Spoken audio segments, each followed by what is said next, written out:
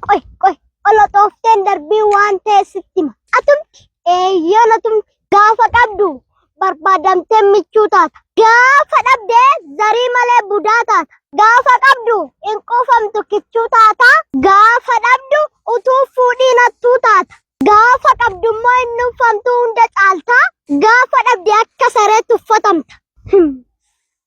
Gaafa dhabdu nagaati gaafa tukkadhaa se'u. Gaafa dhabdu maqaa malee si xeepha'u. Gaafa dhabdu maqaa hin qabne sitti baasu. Wanta hin qabne si basaasu. Kana kan godhu uumaa kee otoo hin ta'in nama. Namni immoo akkuma beekamu dhiqameen qullaa'u.